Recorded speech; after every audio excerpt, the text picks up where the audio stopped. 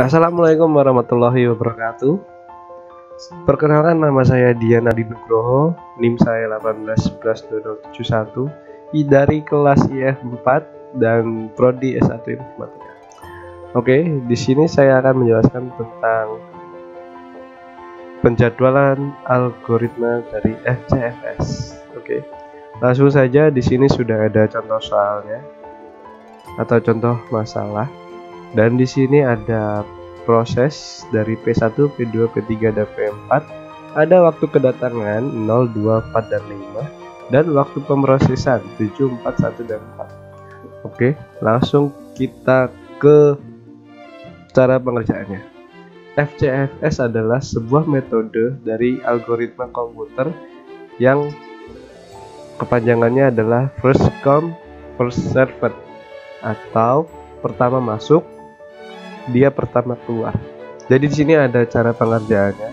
Di sini ada garis. Garis ini kita ibaratkan sebagai garis waktunya, waktu pemrosesannya. Dan di sini ada P1, P2, P3, dan P4. Oke. Berhubung ini adalah metode first come first served atau FCFS, dan sudah jelas dan sudah jelas sekali, metode ini adalah metode di mana dia memprioritaskan proses yang pertama masuk terlebih dahulu dan yang terakhir akan tetap terakhir. Oke, seperti tadi di contohnya sudah terlihat jelas. Rivalnya untuk P1, P2, P3, dan P4 itu sudah tersusun dari terkecil sampai terbesar. Dan P1 memang sudah di kedatangan 0 detik, dan P2 2 detik, P3 4, dan P4 5. Oke, di sini kita pasti mulai dari 0 detik ke 0, yaitu P1 tadi. P1 ini memiliki pemrosesan sebanyak 7 detik. Jadi pada metode ini kita harus menyelesaikan P1 terlebih dahulu selama 7 detik, kemudian akan dilanjutkan dengan P2, P3, dan P4. Dan semua itu secara algoritma sudah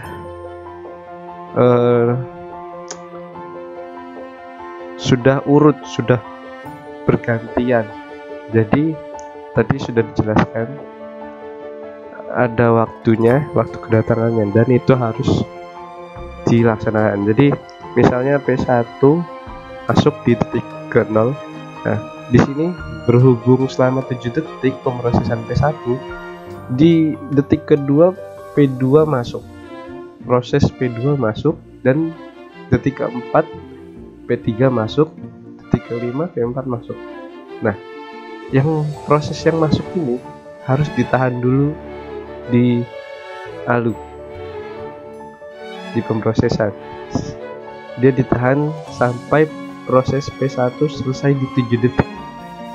Ketika sudah selesai, nah, maka langkah selanjutnya P2 akan mulai diproses. Karena sudah jelas tadi ini rivalnya, waktu kedatangannya sudah urut. Jadi setelah P1 selesai langsung P2, P3, dan P4 seperti itu. Jadi ini P1 selesai 7, kemudian mulai P2 diproses. Setelah P2 sudah selesai diproses, P3 masuk lagi, kemudian selesai masuk lagi P4 sampai selesai. Seperti itu.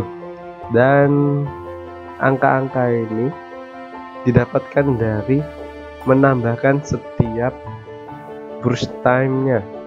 Nah, seperti kita lihat di sini P1 7, P2 4, P3 1, P4 4. Dan di sini kita tambahkan saja dari detik ke 0, P1 bernilai 7 dan P2 bernilai 4, berarti 7 tambah 4 11. Dan 11 tambah 1 karena P3 burst time-nya 1 dan P4 tambah 4, jadi 16. Jadi seperti itu. Oke. Untuk yang hitung-hitungan ini, waktu menunggu kita mencari waktu mulainya, dan mulai diprosesnya. Oke, jadi P1 dia mulai masuk di detik ke-0 dan selesai di detik ke-7. Nah, berhubung dia tidak berada di tengah dan dia memang berada di awal, dia memang harus tulis 0 pada waiting time. Untuk P2 dia diproses pada detik ke-7 dan padahal dia waktu masuk prosesnya di detik kedua, jadi 7 dikurang 2 sama dengan 5. Itu sama saja memproses P2 dalam 5 detik. Oke, dan kemudian yang lainnya sama saja pengertiannya. Kemudian waktu rata-rata menunggunya sama dengan 4,75 seperti itu. Dan kemudian ada turnaround time.